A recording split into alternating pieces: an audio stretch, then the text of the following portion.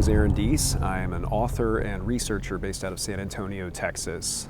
I've been passionate about the UFO topic since I knew the UFO topic was a thing. My name's Micah Hanks. I'm a longtime researcher of unidentified aerial phenomena. Since I was probably a kid, I've just been fascinated with these kinds of stories. And today I'm the editor-in-chief of a website called The Debrief, which really I think has tried to elevate the way that we talk about things like unidentified aerial phenomena. Hi, my name is Seth Breedlove. I am a filmmaker and documentarian. I am tied to the UFO subject through my production company, Small Town Monsters, where I have directed a number of titles about cryptids, but also UFOs. I've made movies around the United States, focused on a variety of cases and interviewed witnesses, as well as government officials, investigators, all that sort of stuff. Hi, I'm Heather Mosier. I'm here at the UFOs Revisited Roundtable discussion as somewhat of a newbie to the field, actually. I'm very interested in these topics, but this is all a new world to me. Hi, I am Katie Page. I am from Woodland Park, Colorado.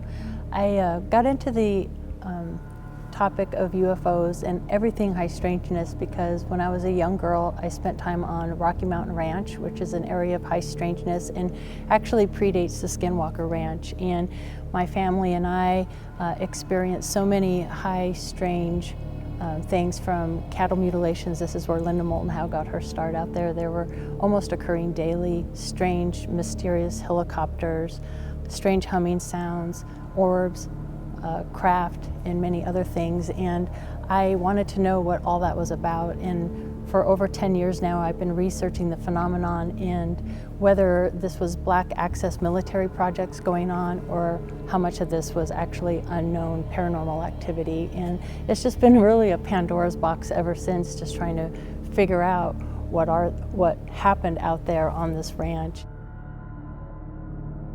My name is Ron Murphy, and I've been investigating the paranormal and the supernatural for about 35 years. So ever since I've been a young child, I've been interested in this connection between this world and the other. Now, as far as my research goes, I'm still a bit skeptical on the idea of this being extraterrestrial, but I'm starting to be more opened up to the idea that we're dealing with something that's ultra-terrestrial, something of this earth itself, or possibly even future visitations of mankind by ourselves. I'm Mark Matsky. I have had an interest in UFOs since probably the early 80s. And so on and off, I've been researching that ever since, reading books, doing podcasts about the subject. And I think I'm like anybody else who is open-minded to finding out what these things are. I've not had my own experience to speak of, but I am interested in the stories for sure.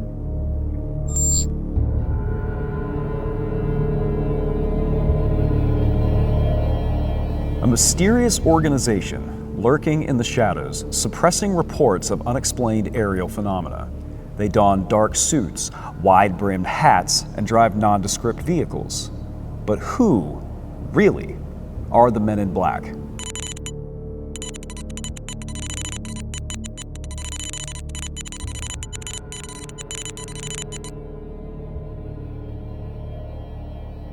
My name is Aaron Deese, and joining me today are Ron Murphy, Heather Mosier, Katie Page, Micah Hanks, and Seth Breedlove.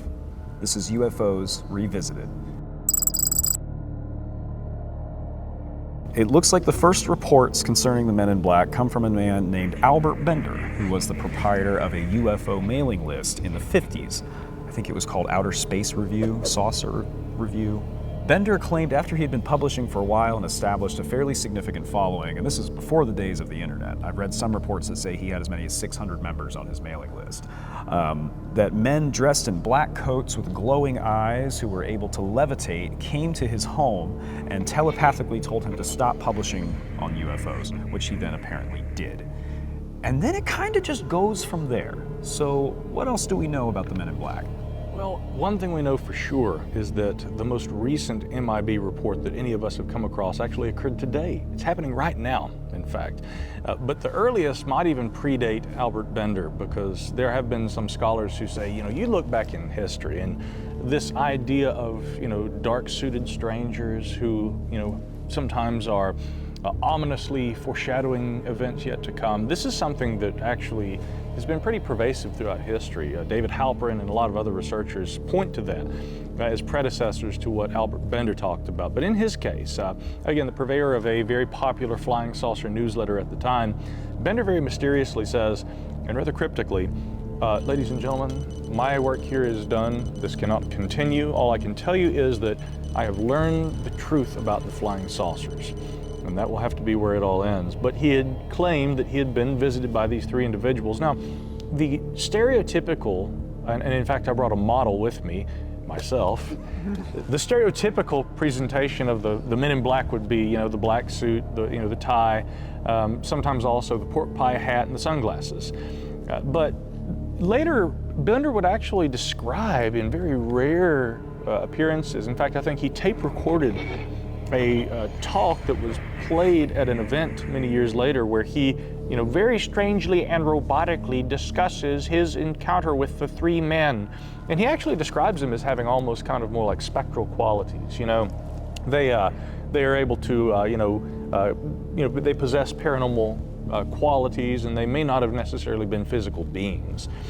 But that story, of course, is picked up by Gray Barker in the famous book, They Knew Too Much About Flying Saucers. And again, it really should be required reading for anybody who really wants to understand the origins of all this, because Barker's entire idea had been that there were men in dark suits, the three men, they often came in threes, it's kind of a magic number that sort of reappears, and that they were the UFO silencers. These were the people that not only silenced UFO witnesses, they would silence people who were interested in the topic and people who had newsletters and who, tried to get to the bottom of this. The researchers, in fact, were often the ones being targeted. Then after Gray Barker, of course, kind of brings this idea to popularity, I think that really the men in black as we know them today gained their strongest foothold in the writings of John Keel, who really started calling them men in black or MIBs. And that gave rise to the entire subculture, the films, the comic books, and the pervasive presence of these UFO silencers today.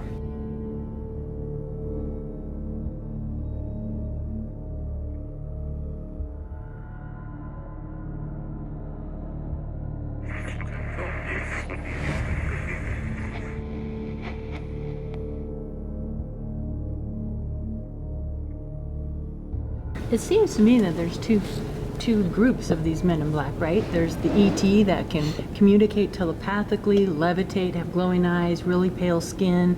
And then there's the covert operation, maybe government agency men in black. And I think for me personally, it's fascinating, this electronic voice that you hear. Could that be the military operations, these black access projects where the more telepathic, mysterious guys are the ETs silencing? And that begs the question, why are the ETs wanting to silence? Why are they coming to Albert Bender and shutting down his list and everything, when, again, that says, well, we're just getting these little breadcrumbs and then let's shut it down. So I find that fascinating, that side of it. Interesting point too, really quickly, to kind of springboard off of what Katie's talking about there. Yeah, Gray Barker described these UFO silencers. Now Keel, he describes men in black. He might have insinuated sometimes that they might have been the saucer occupants themselves, but at other times he said that they were living corpses, skin almost barely hanging onto their bones, and that they just had these, really dark kind of paranormal qualities. But it certainly was implied early on that there were, Barker's version of the men in black, and then there were Keel's, but even Keel seemed to describe different characters in different cases. Not all of the so-called men in black were necessarily wearing black suits.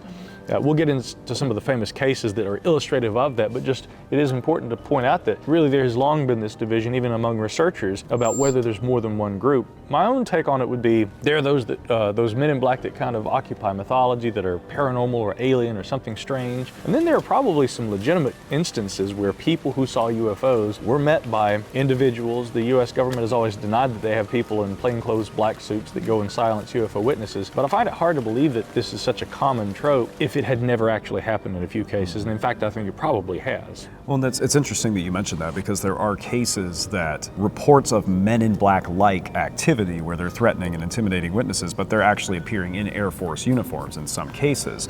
But then you have some documents that have been declassified, and this is talked about by Nick Redfern in his book, The Real Men in Black, where the Air Force says, yeah, we're aware in some cases that these people exist. We don't know who they are. They're not representatives of the Air Force. So that's when it gets really, really interesting, because we move beyond these rumors from kind of the birth of the UFO era in this country to a much more modern example, which is documented by the government. So then it starts to take on a very real quality, which I'm glad you guys brought that up. The way Katie put it is perfect, because you do have there's two types of Men in Black. You have the shady government operatives who show up and silence witnesses, and then you have the Keelian weirdos in black. And Keel was so obsessed with the Men in Black idea that the Mothman Prophecies, which is arguably one of the most, if not the most famous paranormal books ever written, opens with this weird sort of analogy where Keel is talking about this man in black showing up in the middle of nowhere in West Virginia, and how odd that is for the first people that encounter him, and he's very mysterious, and they shut the door in his face,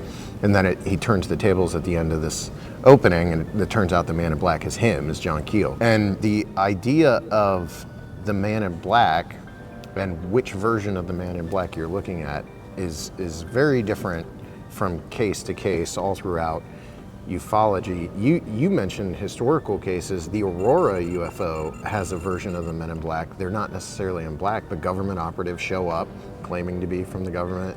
And if I'm not mistaken, they take the craft away? Is that how Aurora goes? That, or they spirit away the remains which were alleged to have been buried in the Aurora Cemetery, which I've been to, not more, actually twice, So I've been there a couple of times and stood where the alleged body was buried. It's a Masonic cemetery there in Aurora, Texas.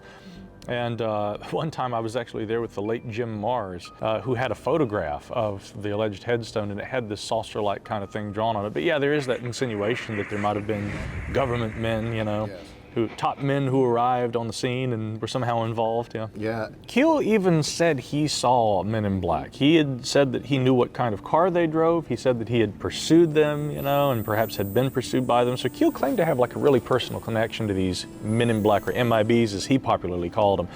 Now, but to give an example of like a Keel MIB case, one that's described early in the Mothman Prophecies, is a man who shows up at a woman's house, and he's showing up and claiming to be with Project Blue Book.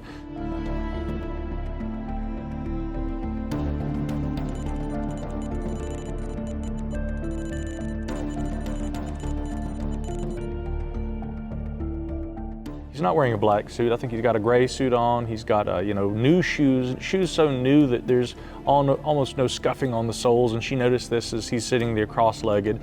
One of the famous tropes, and this is a really important one, I think in the Keelian sense of the MIBs, is she offers him Jell-O, and the man looks at the bowl like he doesn't know what to do with it, like he doesn't know. He tries to drink it. He thinks it's like a beverage or something. And this awkward aspect of the MIB experience is something that Keel really played up. Men in Black who would be fascinated with things like forks, for instance, or maybe pens, and look at them and act like they don't know what a pen is, and that they had never seen something like this. But in the instance of the Jell-O drinker, this man identified himself as one Richard. The case of the Jell-O drinker today on UFOs Revisited. Literally. But we can do a whole episode about the Jell-O drinker. But this man identified himself as Richard French, and Keel, of course, proclaimed this man was in fact an imposter. He was not Richard French. It later comes to light that there had been a guy who worked with the Air Force. I think he was with the Air Force Office of Special Investigations. I know this in my capacity solely as a U.S. citizen who is mildly interested in this subject. And this guy actually had been involved with Project Blue Book, Richard French, and he gave testimony at the Citizens Hearing on UFO Disclosure back in the early 2010, 2011 era. So there was a Richard French who had been involved in Project Blue Book, and I kind of thought at first, well, Keel must have gotten it wrong. But then later I find that Keel was well aware that there was a Richard French who had worked with Project Blue Book, and his contention was that the man who introduced himself to the woman and couldn't figure out how to consume Jell-O had been an imposter impersonating an actual Air Force investigator. So that's why Keel called him the faker Rick French, an MIB, although clad in gray.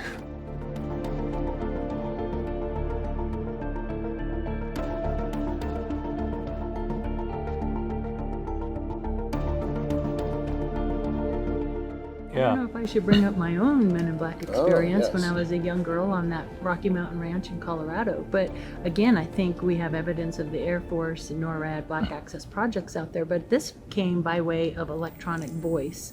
All the power was out in the house, and it basically gave everybody in the home a stern warning in a very electronic sounding voice. You know, attention, we have allowed you to remain. Your friends will remain silent concerning us. Do not cause us to take action, which you will regret. This lived in my memory for all of my life, my sister, my mother, everybody in the house. And it wasn't until we got the APRA report that there was the quote exactly. And I'm like, oh my gosh, Really? there it is. Yeah, so that's another form of men in black or intimidation in another form. Now, what that is, who that is, I do not know. But it was very terrifying at the time, and something my parents and the adults in the situation took very literally. Like, we could not talk about it, so much so that my sister and I created our own little, like, almost like a pig Latin kind of language to communicate, because we had to talk to somebody about all the cattle mutilations and the craft and everything that was going on there at the ranch at the time. So we were threatened in war not to talk about what was happening out there. I don't know who it was, but that's how they approached us. You know, on that subject of, voices or electronic communication that conveys a threat, I mean, yet again, John Keel talked about believing his phone was tapped.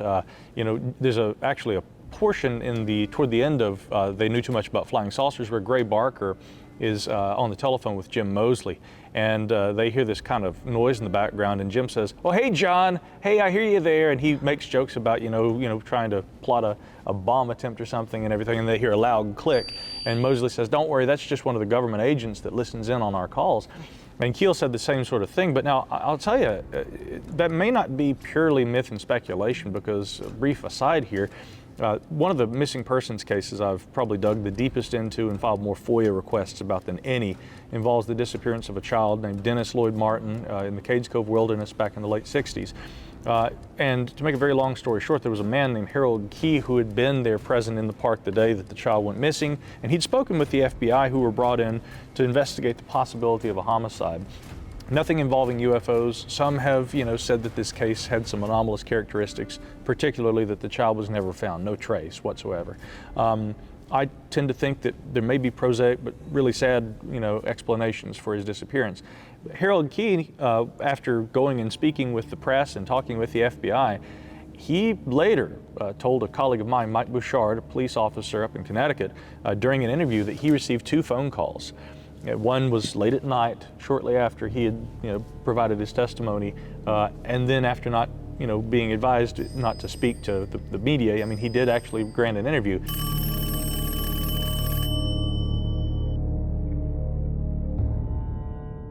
So he gets a phone call late one night where a man says, "Stop talking about what you saw in the park. Just don't mention it." And then when the case concluded, he said he received another phone call late at night. It was just a man's voice that said, "Case is closed, forget about what you saw in the park." So, I mean, that aspect of phone calls, intimidation, wiretapping, and everything that Keel really popularized, that's a part of it too, and it's fascinating that you had a personal experience with that.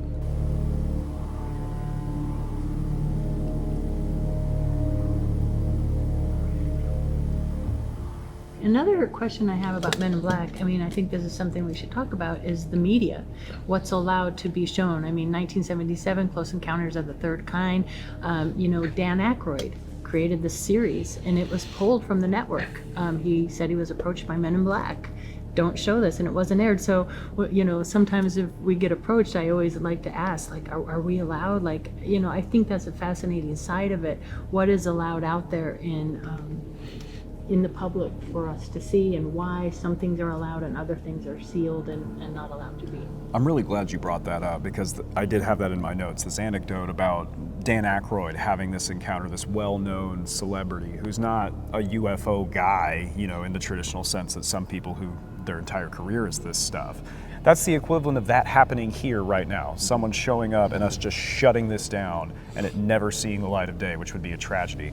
I'm sure there's no one at this table who would have anything to do with that. I'm just a citizen, very interested in this subject. But that is interesting because he is of notoriety, right? He is a star. So people are more apt to not only listen to him, but he's more likely to disseminate more information across a wider variety of medium as well too. So I think by going to somebody like that and kind of quieting it at that level, that makes sense to me, you know, from a purely logistical point of view. But the other thing about the Men in Black, you know, as a researcher into various different fields, I also find out that they occasionally turn up at Bigfoot sightings or other kind of paranormal sightings as well too. So it's just not limited to UFOs. Sure. It's also like the whole intimidation tactic isn't just limited to like paranormal That's stuff right. either. That's right. I mean, when you get into any type of government issues, you'll have people calling you and telling you to, you know, leave this alone. It's better, especially if you get into big businesses Right. and situations like that. Similar thing happened actually during the now famous 2004 USS Nimitz incident because, and I've spoken to Gary Voorhees, one of the two radar operators on board the USS Princeton. He said that after they detected the object, you know, using the AN Spy-1 Bravo, the new phased array radar system that had just been implemented for the fleet there. In fact, I think Carrier Strike Group 11 was the first probably to actually take on that new radar system. And after they detected the objects and they sent Commander Fravor and Dietrich and the other pilots out there to attempt to intercept the object, and they see the so-called tic-tac, they said sure enough that a couple of men in, and it's been told differently because there was also a gentleman named Ryan Weigelt. I think he was a mechanic who was servicing some of the helicopters that were on board the aircraft carrier there at the time. But several people said that they recalled men coming on board the ship. They were either in plain clothes or they were in flight suits with no insignias. And that these men came and they took the radar data bricks, you know, from the radar system. They retrieved those and left. And that's the information that has never been released about the Nimitz case and that frustrates everybody. And the reason that has been offered for why the information was never released is because, well, if that radar data was released, it would provide a whole lot of information about the way that system works, and that kind of thing can't be made publicly available. Our enemies could exploit that. So that's the official reason, but still there were guys who showed up, and it really begs the question, are there in some instances actual U.S. government agents, not obvious members of the citizenry, simple civilians interested in UFOs sitting at tables, but I mean real government people who are showing up sometimes and collecting information about this stuff? Well, that's something we hear conjecture about, and again, going back to some of these modern hearings, not to focus too much back on that, but you know, David Grush said that there's been an ongoing campaign of intimidation and suppression of this stuff for a very, very long time. It's something that some of the other witnesses we've talked about have mentioned, people like Bob Lazar, you know, that there's a pervading conscious effort on the part of whatever powers are involved here to discredit and suppress these reports. Yeah, it's very serious. People are getting threatened, even killed. So it's not to be taken lightly. And I think, to me, it makes perfect sense that, of course, there's agents that are looking at everything that's coming in. Researchers, investigators, are they getting too close to something they don't want uncovered? And if so, you can count on a knock at the door. Yeah, as mythologized as the MIB story has become, again, I think about like the recent statements, again, Grush having said in his own words that, you know, I was told, it was shown to my wife and I that they could touch me anytime they wanted to. Did Grush directly, he didn't directly reference like Men in Black He didn't or say like Men in specific Yeah, people, right? He has not said Men in Black. He says, though, that there are certainly people in government who do not appreciate whistleblowers coming forward and talking about this, and that there are efforts to intimidate or, you know, he's even insinuated, for instance, there was an article in The Intercept that published some pretty unflattering things about Grush, and frankly, I think that for a man who served our country, he'd had issues with PTSD and some things like that. It was borderline disrespectful that it would highlight those issues the way that it did, and many people said this at the time. And Grush had speculated that this had intentionally been leaked. or that, clues about where to look for this information might have been provided. We know how the reporter got access to it. He filed a FOIA request, but somebody had tipped him off, obviously. And so Grush has insinuated that some of that information may have been leaked. But to the broader point, for decades, people have said that there are those in the United States government who try to use various kinds of tactics to dissuade people from talking about things that they've observed. So on the one hand, there's this really mythological, demonic kind of Men in Black like Keel wrote about. I don't doubt in some cases Keel probably really did have interactions with either weirdos that just were strange enough to write about, or possibly actual government agents in some cases. But I think that it's really hard on the government agent side of it to say that's probably never happened. There probably are some MIB stories that involved legitimate inquiries made by somebody from officialdom, and that has kind of been part of what's built onto the MIB mythos. But so Grush certainly alludes to that kind of thing happening today. Well, going back to Keel and what Katie touched upon, the media thing, arguably the Point Pleasant wave of 66, 67, it started prior to that and went after that, but that 66, 67 wave, we associate that with Mothman, but much more prevalent in the area at that time were Men in Black and UFOs, and they're hand in hand. In fact, again, referencing Jeff Wamsley from the Mothman Museum, he told me that it's hard to find Mothman witnesses, or remaining Mothman witnesses in particular, but even when he was writing his books on the Mothman in the 90s, it was hard for him to find witnesses, whereas it was very, very easy to find witnesses or people who had encountered Men in Black. Very simple. Like he said, he had a story about his grandma having had an encounter. He had a story about a neighbor having had an encounter.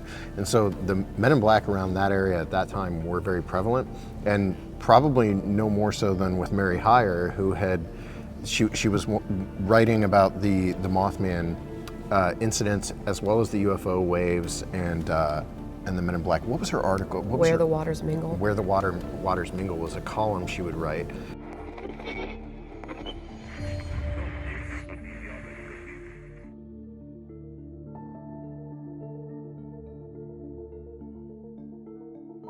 And it started out really just commonplace, talking about townspeople and things like this. She'd written it for years, and eventually became almost like a UFO letter column. But her office was in downtown Point Pleasant, and she had a couple different run-ins with Men in Black, but one that was super weird was when she was in her office late one night, and a man showed up, asked for a pencil, didn't seem to know how to use the pencil, and then I believe he said something to her about the column. So there was like an intimidation kind of factor going on with the Men in Black. And again, these were the odder, more on the odd side of the Men in Black. That particularly odd MIB actually was an MIB in the sense that he was a man in a blue shirt holding a pen. Wouldn't know anything about that. Heather, did you have something? I just had a question. If we say Men in Black, but have we ever had instances, any of women in black that are intimidating as well? Yes, there are similar cases, while they're drastically fewer in number, but there are similar cases of female agents dressed the same way, behaving the same way. I can't cite any particular cases. It is something that's discussed in a few books, and there are some additional very bizarre ones that are also outside the realm of just, maybe these are government operatives. I'm reminded of one where, and I believe it's also discussed in Nick Redfern's book, where this woman in black appeared to have like a vampiric face and almost seemed to change shapes. And then we also have stories, we won't go too far down this route, but where they seem to show up in conjunction with black-eyed children, which is a phenomena that was recorded by David Weatherly in Texas. That is also still ongoing, but yes, there are WIB sightings as well.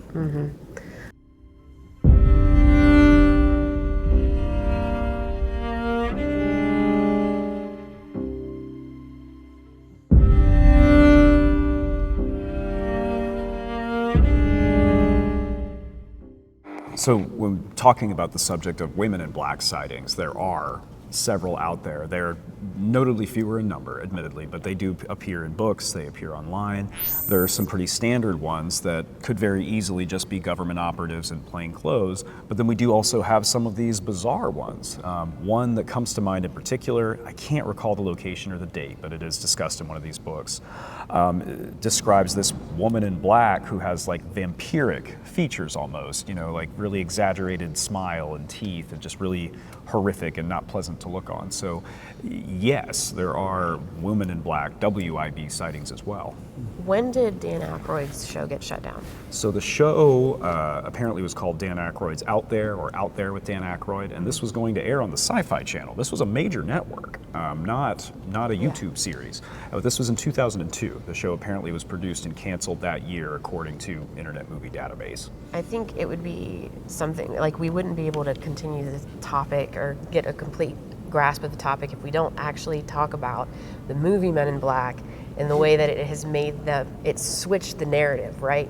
Men in Black in the movies now are ones that you're not supposed to be afraid of. They're here to protect us, right? What's the deal with that? That all of a sudden they're the good guys. They're not the ones that are coming to, I mean, they erase your memory still, but. Yeah. I think it's good that you brought that up because it's a very obscure and little-known film franchise. Yeah, nobody's that heard many of people it, may not be familiar with. Actually, it is true that was originally a series of graphic novels or comic books that was produced in the early 90s before it was produced into a film. What year did the first Men in Black movie come out? Around the same time as like Turtles, so I'm not sure. 92, 93, I want to say. It's very early 90s. For Men in Black, really? So this predates Dan Aykroyd's encounter, but it does come after, you know, these early 50s later encounters of them being this malicious force. And even there are rumors tied to the Roswell crash. The witnesses, of course, were, I'm surprised we didn't mention that sooner, the witnesses were intimidated by these government operatives. So Well, what's interesting about that is you would think that the narrative would switch a little bit following the release of that movie. Or those movies, I guess there's 3 or 4, right? But it doesn't seem to be the case, because if anything, they're more popularized than ever, but they're still sort of this devious, you know, class of character that we're still, they're used as boogeymen still, or viewed as boogeymen still. Men in Black, even outside of UFOs, have kind of sort of, you know, taken on this role as being this trickster-like character, you know, this kind of, you know, stock character, I think had been a term we used for this earlier. Again, even Dan Aykroyd, alleging to have had an MIB experience himself. I mean, when he and John Belushi did the Blues Brothers, they donned that same appearance because, you know, it is kind of iconic. That you know, the sunglasses, the hat, the suit, and everything, and it fits as well in comedy and in music and in television and in science fiction and in ufology and pretty much anywhere else, and that's part of the kind of, I think, the intrigue of the MIB. It's not just UFOs anymore. In the MIB films, we also kind of have like a strange pairing of, well, they're the protectors, they're the heroes. But they are also still operating in the same way, basically, that, like classic stories, you know, like with their deneuralizer, you know, they do come to silence UFO witnesses, but they do it in a slightly more innocuous and non-invasive way, if you could call deneuralization non-invasive. In any case, they don't remember what happened to them after it. But the reason for silencing UFO witnesses is actually to protect Earth and to encourage calm, to limit the spread of information that would probably terrify people. And really, that is what a lot of people would say the reason for UFO secrecy and silence is, too. It's long been alleged there's something so dark and so terrifying going on that if people knew what was going on, society would collapse, world religions would end, you know, cats and dogs would be lying together, you know.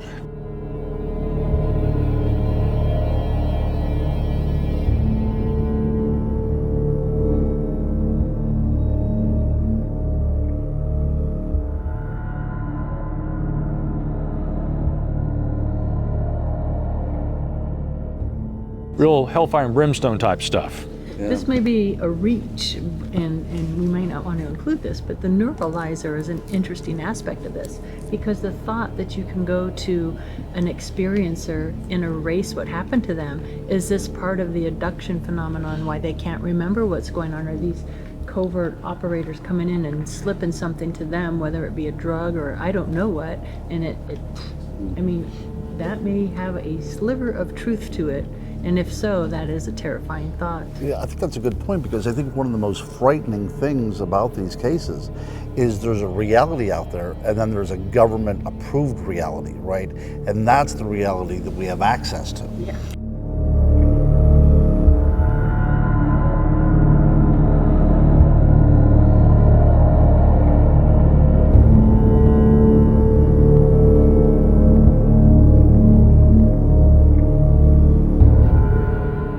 Well, on that thread, we also have the X-Files, which, and you could argue that Mulder and Scully themselves are Men in Black, but you had the cigarette smoking man.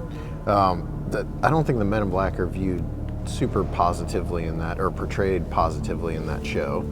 So I don't know what the point I'm making is here. I'm just pointing out. There's this sort of dichotomy between, I would agree, like you could say that Mulder and Scully are essentially Men in Black. You've got a woman in black and a man in black. They're the government agents who are actually legitimately interested. They're investigating all this stuff. They go out, they interview witnesses. They do a lot of the less, concerning, we might say, MIB type stuff, fairly innocuous interviews and investigations, and they're the good guys. And there's this other contingency, these other people, again, a trickster kind of a character. So they kind of blend it all together and have, those two different versions of the MIB that you were talking about earlier, Katie. I mean, they're almost represented there too. And you find that, I think, pretty prevalent in a lot of these ideas about MIBs, that there are good ones who are trying to help, and then there's this silence group, right? Like warring factions of MIBs.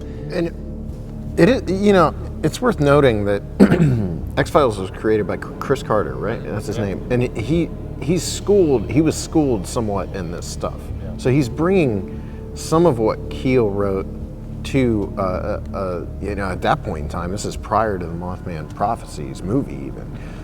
So he's doing as much to popularize the idea of the Men in Black as those films or the Mothman Prophecies movie. So I don't always link pop culture sort of referencing paranormal events as being some sort of conspiracy. Because in that case, I've read interviews with him, like he's taking pieces of what he knows about Men in Black from Keel and putting it into the show, but it's holding a mirror up in a very interesting way. An important point too is, a lot of folks would probably try to say that, well, popular films and television shows like that, even Twin Peaks, Special Agent Dale Cooper, he's got a very MIB kind of a character too. The idea could be put forward that, well, people believe in MIBs because of these popular portrayals. It seems to be the other way around. You'd think that with all the films and all the television representations that there would be more MIB sightings today following UFO encounters. I don't hear of as many. Nick Redford might, again, having written several books about it, he might say otherwise. In fact, I think he has said people do still report these things today. But if anything, the pop culture is preceded by the kind of cultural phenomenon that seemed to stem from real incidents, real reports, whether all of them were true or not, whether all represented real Men in Black, whatever a real MIB is. That comes along, books are written about it, Gray Barker, Keel, etc. And then we have the cultural phenomena of the MIB. But I don't think that has caused there to be more MIB reports, right? A body of existing literature seems to have influenced the pop culture thing, if anything. I think we don't have as many reports of MIB today because they wised up. They're not wearing the black suit. They're wearing jeans and jean jackets and hats and driving inconspicuous vehicles, and they're approaching it in a different way. And the spread of information now, of course, is so much more accessible. Like, even if someone tells you, don't talk about this, however many Instagram followers, you can tell all those people about that right away. All of a sudden, you have X hundred people you have to figure out, how many of these people do I have to silence? So it almost, we could make the argument that perhaps technology is negating the effectiveness of this kind of an operation. Go ahead. Well, I was going to say, maybe that's why we have, you post something and you're getting shut down. Is that a form of MIB? Right. You hear about shadow banning. We hear about reports of websites going down for no reason. Like, that can all be done behind the scenes, and you don't need a dark coat or a wide brim hat. It's kind of like the Eye of Sauron. Sauron doesn't really exist. He's more of like an idea, and he controls all of the minions of Middle Earth, the evil ones at least. MIBs are an idea.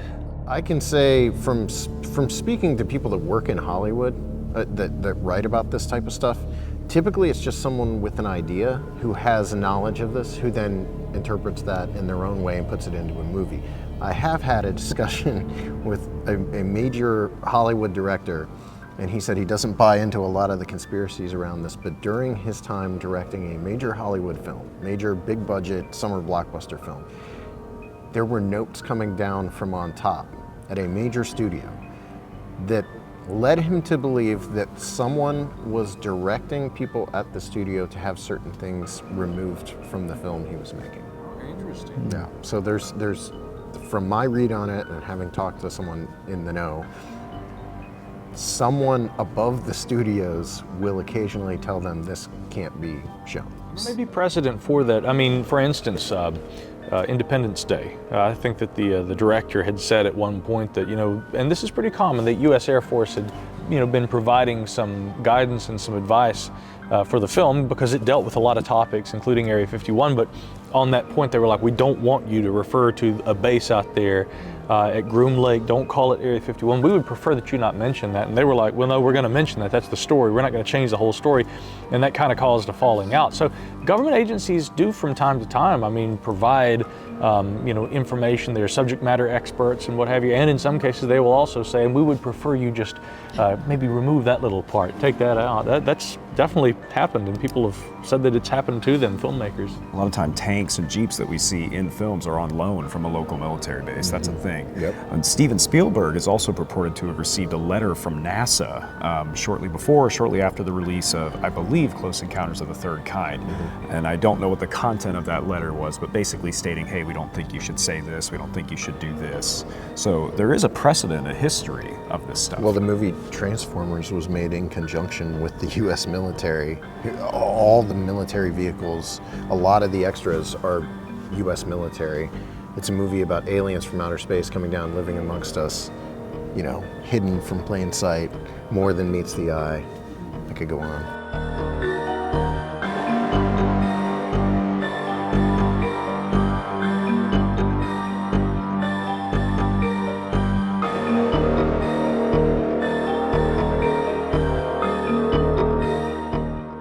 Well, It's interesting. And that kind of takes us the other way, is this other idea we've heard that maybe a lot of this pop culture content is intentionally being put out there to inoculate us or prepare us for the reality of alien life. There's kind of two ways to look at it.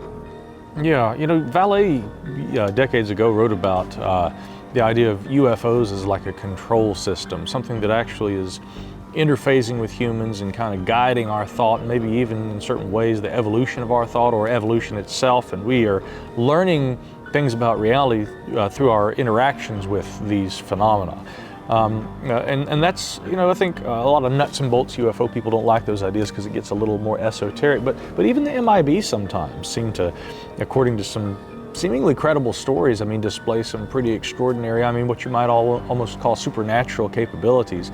There's one case I think that really we should talk about in the context of MIBs, and that involves the strange case of Dr. Herbert Hopkins. Hopkins had been a clinical professional who, I believe, working as a psychiatrist. He'd been investigating a UFO case back in the 1970s. Probably the definitive account of this was written by Bertold Schwartz in his book UFO Dynamics, but there was an audio recording later made that Wendy Connors collected. And in her Faded Discs collection, you can still listen to this interview that Hopkins gave telling this story. So here we have a clinical professional who says that one evening he gets a phone call from a man who identifies himself as being with one of the local regional UFO investigative groups. And his wife and his children had gone to the movies that night, and he just didn't feel like going to the films, and so he said, I'm just going to stay at home, and he receives this call. So conveniently, he's at home alone when this happens. The man says, if I may, I'd like to come over and talk to you for a few minutes. And Hopkins says, sure, come on over. And he goes to the door, and he had like a glass door and then his actual door. And as he opens the main door so he'd see the person coming when they arrived, he already sees a man wearing either a black or a dark navy suit, well, conveniently enough, kind of like this suit right here. And he's walking up, he's got a bowler hat on, and he's walking directly up to the door. Now this really disturbed Hopkins because he said the nearest payphone, keep in mind this is the 1970s, the nearest payphone was a few blocks away. There was no way this guy could have made the distance from the nearest phone to his door in the amount of time it took Hopkins to get from the phone in his kitchen to the front door and open it, and the guy's already there.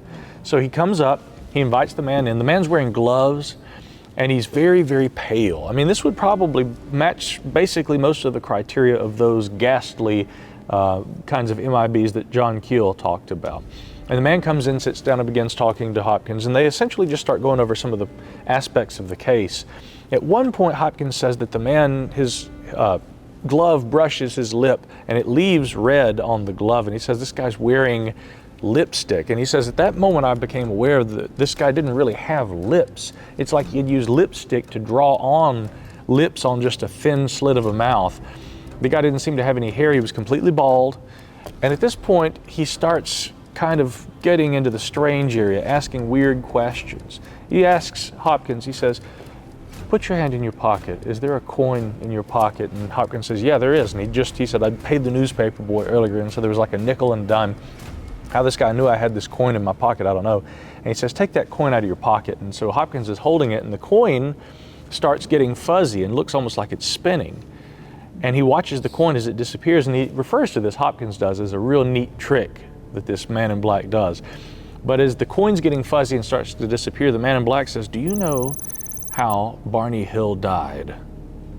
And Hopkins says, "Well, I think he had a heart attack."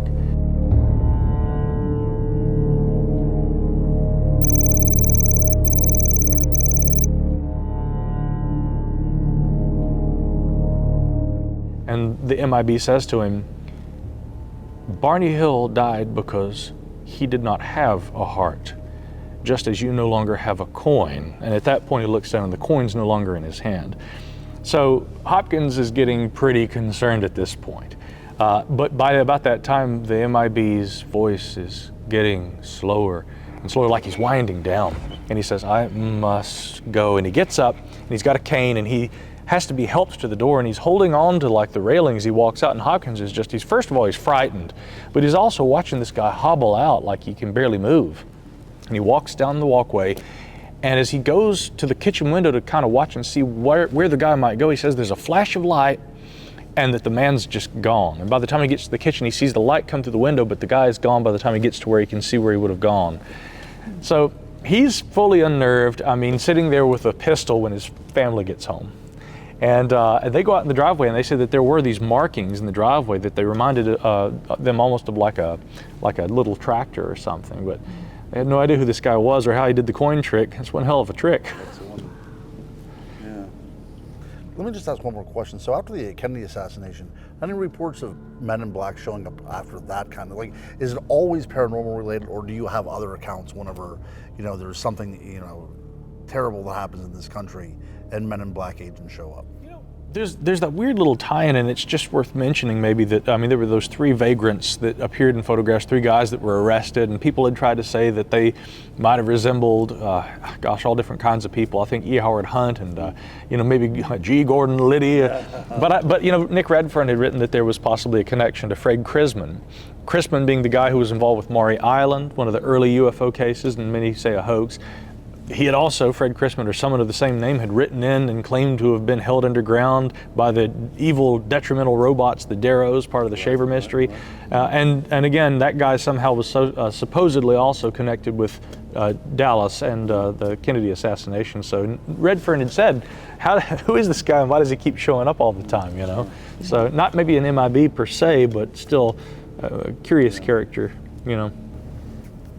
While we can reasonably speculate that an organization like the Men in Black probably exists, the more bizarre and supernatural aspects of some of their appearances leave us quite a bit more to chew on.